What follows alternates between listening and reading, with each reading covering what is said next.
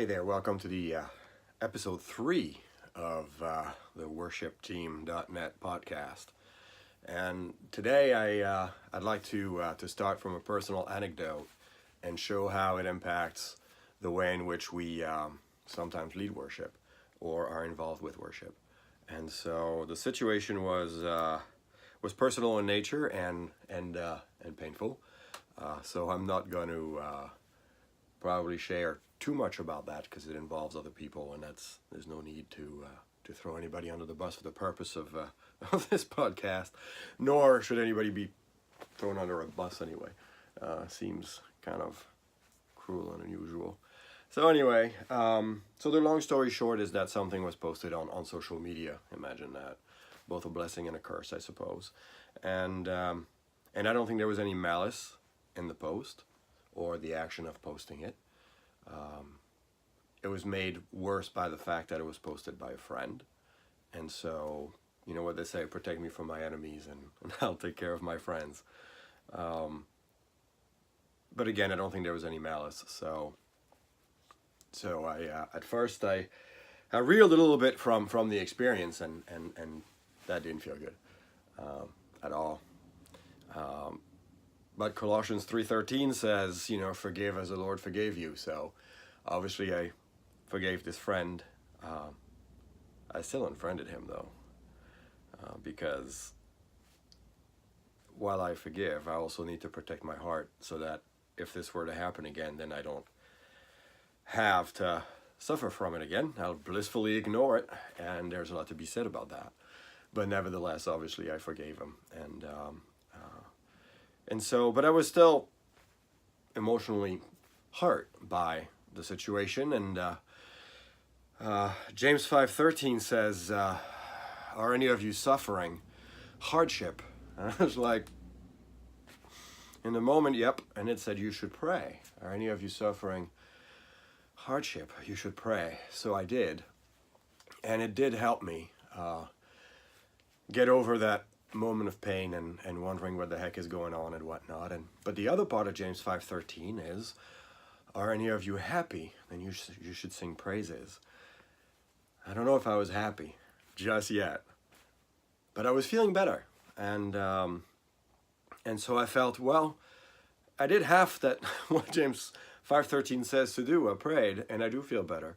So I think I should sing praises now. That's the second half, and I think it will help me. And this is where it dovetails into what I really wanted to talk about today. Have you ever been to church and the worship team is singing and you're not too sure why, for a reason or another, the person singing is really touching your heart, and it's the words obviously are beautiful, and there's reasons why that would have a positive impact, but you feel like that person is really feeling it extra, maybe, or maybe it vibes with something that happened to you, or whatever that may be, and so for us being on stage in church and leading worship, it is called leading worship. That's saying something right there. And so I was thinking to myself, well, I really should do a better job if I'm ever in that position again of leading worship with emotion, with personal emotion, not just from the perspective, as I've talked about in the past, of being worried about, oh Lord, please let me not hit a bad chord or a bad note or whatever. Like I don't want to take away from people's moment of worship because I was not technically proficient in that moment.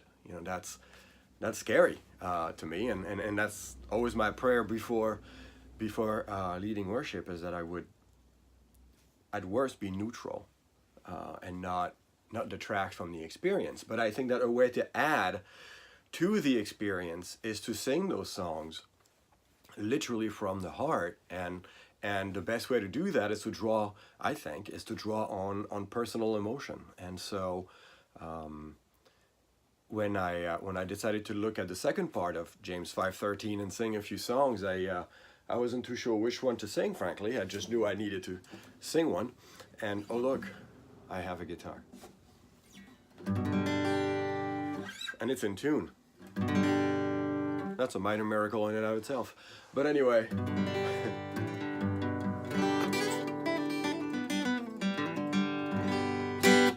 So I was reminded of this song. I love David Crowder and have for a long time. As a matter of fact, I like David Crowder even when I was not a believer. There's just something wild about that man. He is such a piece of work in a good way. He, by the way, might be one of the best Instagram follows of all times, if you're into that sort of thing. But anyway, I remember that song that he had, "Come As You Are," and how much that song touched my heart. And I remember saying, and I actually said this very recently, in the past 48 hours, I said to a friend of mine, you know, the most beautiful words in the English language are probably "I love you," for obvious reasons. But "come as you are," it's got to be second. And then we moved on with the conversation. But then I realized, well, there is no difference between "I love you" and "come as you are." You can't say the latter without meaning the former. So it's one and the same thing. And that's why it touches my heart so much. But in that song, the lyrics, "Come out of sadness wherever you've been. Come broken hearted, let rescue begin. Come find your mercy, oh sinner, come kneel. Earth has no sorrow that heaven can't heal. Earth has no sorrow that heaven can heal. Lay down your burdens, lay down your shame. All who are broken, lift up your face. Oh, wanderer, come home. You're not too far. So lay down your hurt, lay down your heart. Come as you are.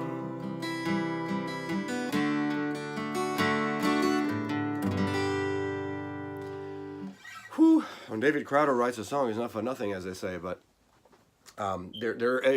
that thing is beeping again. God knows what's going on there. Probably a battery needs to be changed. Last time it was coffee. You never know what kind of sound you're going to hear around here. But anyway, I will never sing that song the same way again because of what I went through on a personal level. And because of, in that moment of sadness, feeling restored through prayer, well, sadness, forgiveness, feeling restored through prayer, and then singing praises as a way to say thank you to God.